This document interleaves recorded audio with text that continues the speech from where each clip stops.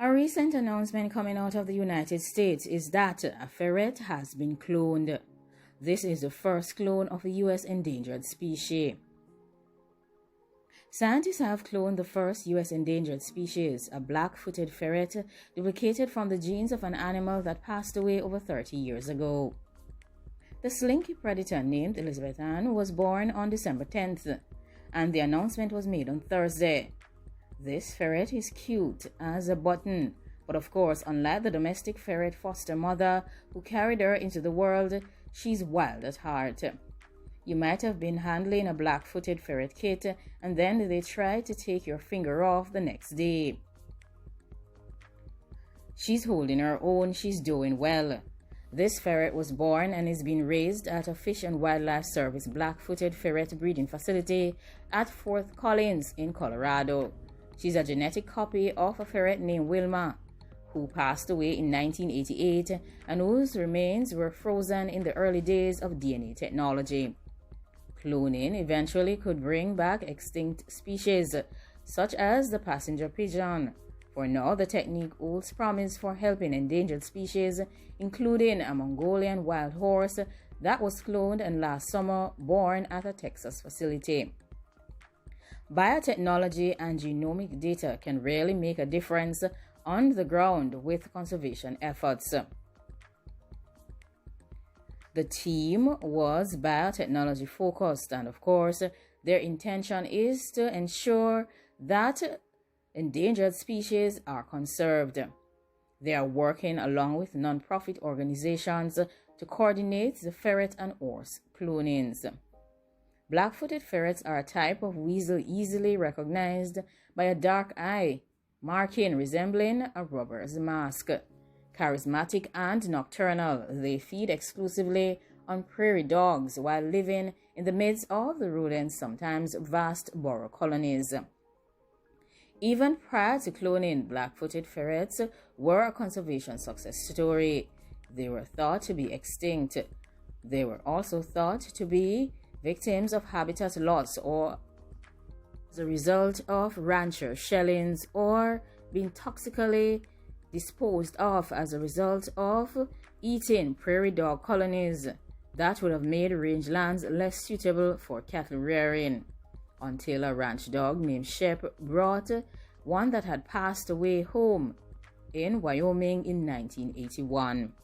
Scientists gathered the remaining population for a captive breeding program that has released thousands of ferrets at dozens of sites in the western United States, Canada, and Mexico since the 1990s. The lack of genetic diversity presents an ongoing risk. All ferrets reintroduced so far are the descendants of just 7 closely related animals. Genetic similarity that makes today's ferrets potentially susceptible to intestinal parasites and diseases such as sylvatic plague. Wilma could have passed along her genes the usual way, but a male born to her named Cody didn't do his job, as his lineage passed out. When Wilma passed away, the Wyoming Game and Fish Department sent her tissues to a frozen zoo run by San Diego Zoo Global that maintains cells for more than 1,100 species and subspecies worldwide. Eventually, scientists may be able to modify these genes to help cloned animals survive. With these cloning techniques, it is believed that basically through the use of freeze time and the ability to regenerate those cells, they are, however, far from it now as far as tinkering with the genome to confer any genetic resistance, but that's a possibility in the future. According to the scientists, cloning makes a new plant or an animal by copying the genes of an existing animal or plant. They have said that there is a company that clones pet cats for $35,000 and dogs for $50,000.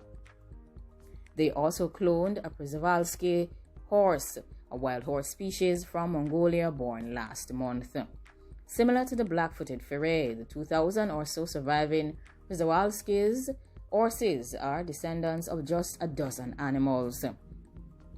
They managed to clone Wilma through coordination with another organization which is involved in wildlife conservation and focused on biotechnology. Besides cloning, the organization promotes genetic research into imperiled life forms ranging from sea stars to jaguars. Their focus is to apply some of those advances in science for conservation, because conservation means more tools in the toolbox. That's their entire motivation. Cloning is just one of the tools. This new ferret was born to a tame domestic ferret, which avoided putting a rare black-footed ferret at risk. 2 unrelated domestic ferrets were also born by cesarean section. A second clone did not survive. Future clones of Wilma, along with this current ferret, will form a new line of black-footed ferrets that will remain in Fort Collins for research. There currently are no plans to release them into the wild. The lead scientist on this biotechnology research has said that he is working towards ensuring that in future they will work on the passenger pigeon. He says that he is the passenger pigeon guy, and for his work, he intends to bring back the once common bird that has been extinct for over a century. Cloning birds is considered far more challenging than mammals because of their eggs, yet the gross projects even include trying to bring back a woolly mammoth, a creature extinct for thousands of years. The 7-year effort to clone a black-footed ferret was far less theoretical, he said, and shows how biotechnology can help conservation at the moment.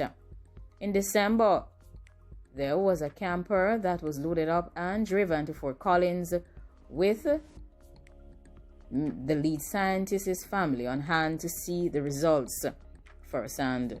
According to the lead scientist, I absolutely had to see our beautiful clone in person.